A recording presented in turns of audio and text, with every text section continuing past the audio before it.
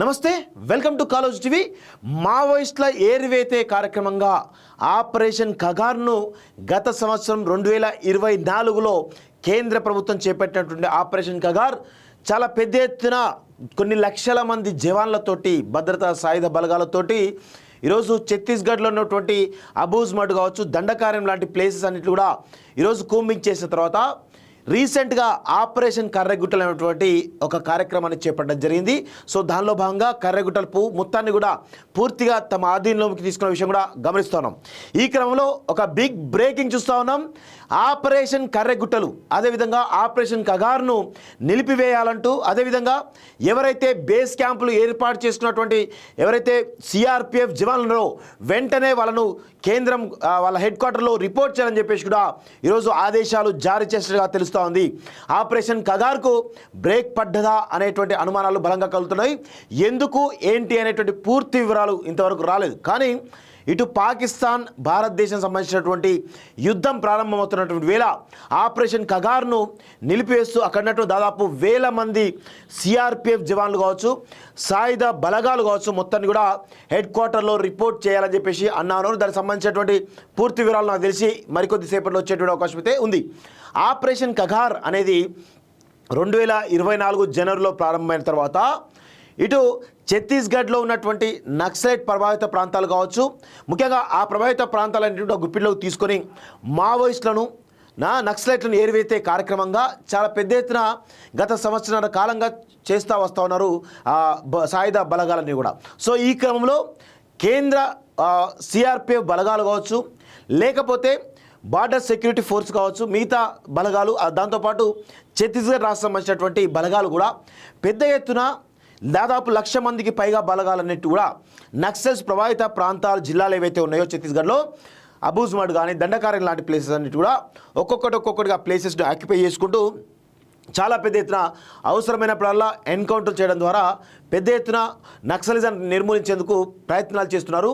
So గతంలో అమిత్ షా కూడా 2026 మార్చి 31 కల్లా ఈ దేశంలో మావోయిజాన్ని పూర్తిగా అంతం చేస్తామని చెప్పేసి శపథం చేసినటువంటి సందర్భాలు ఉన్నాయి.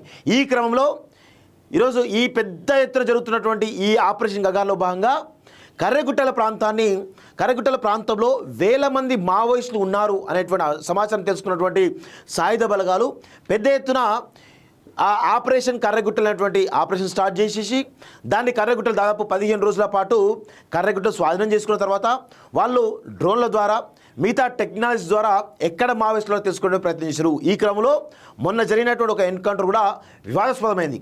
అది ఇటు కేంద్ర బలగాలకి, అదేవిధంగా ఇటు తెలంగాణ పోలీసు మధ్య మావోయిస్టులు అనుకుని కాల్పులు జరిగినాయట. దానిలో 3 తెలంగాణ సంబంధించినటువంటి 3 జవాన్లు మృతి చెందడం జరిగింది. సో ఈ క్రమంలో అసలు వాళ్ళు అక్కడ ఐడిఎఫ్ బాంబులు పెట్టి పేలిపారని చెప్పేసి అన్నప్పుడు కూడా వాళ్ళ బాడీలో బుల్లెట్లు ఉన్నాయని చెప్పేసి పోస్ట్ మార్టంలో తెలియడంతో అసలు కర్రెగుట్టలో ఏం జరుగుతోంది అనేటువంటి చర్చ చాలా బలంగా స్టార్ట్ అయింది. సో ఈ క్రమంలో ఇటు సిఆర్పిఎఫ్ బలగాలకు కావచ్చు, తెలంగాణ పోలీసు మధ్య ఒక మావోయిస్టులు అనుకుని ఎదురు కాల్పులు చేసుకున్నారని తెలుస్తూ ఉంది. ఈ క్రమంలో విషయం బయటికి పోకుండా చాలా జాగ్రత్త పడుతున్నారు.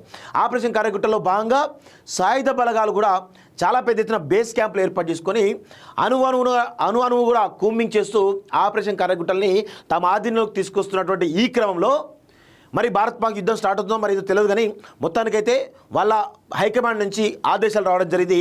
భద్రతా బలగాలు వెంటనే ఆపరేషన్ కర్రెగుట్టలను వదిలిపెట్టేసి ఇమీడియట్గా తమ ఏదైతే హెడ్ ఆఫీస్ ఉందో అందులో రిపోర్ట్ చేయాలని చెప్పేసి చెప్పడంతో ఆపరేషన్ కర్రెగుట్టలో బేస్ క్యాంపులు ఏర్పాటు చేసుకున్నటువంటి సిఆర్పిఎఫ్ బలగాలన్నీ కూడా ఆ బేస్ క్యాంపులు వదిలిపెట్టి పోవడానికి సిద్ధంగా ఉన్నట్టు చాలా స్పష్టంగా తెలుస్తోంది.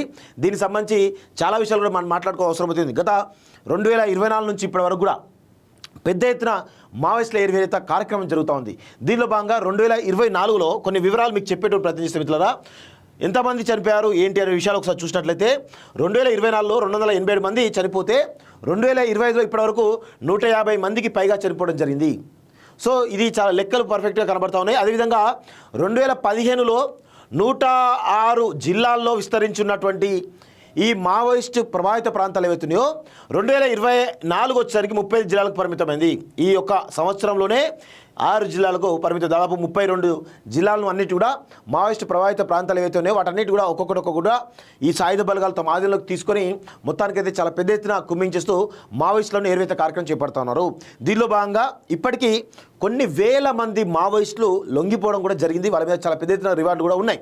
సో ఈ క్రమంలో అక్కడ ఉండలేని పరిస్థితి కనబడుతోంది. ఛత్తీస్గఢ్ నుంచి మావోయిస్టులు అందరూ కూడా మావోయిస్ట్ అగ్రనేతలు ఎవరైతే ఉన్నారో వాళ్ళందరూ కూడా చాలా పెద్ద ఎత్తున ఒడిశా కావచ్చు, బీహార్ కావచ్చు, మధ్యప్రదేశ్ కావచ్చు, జార్ఖండ్ లాంటి ఆల్రెడీ ప్రాంతాలకు ఆల్రెడీ వెళ్ళిపోవడం జరిగింది. అక్కడ తలదాచుకుంటూ చాలా సమాచారం వస్తుంది.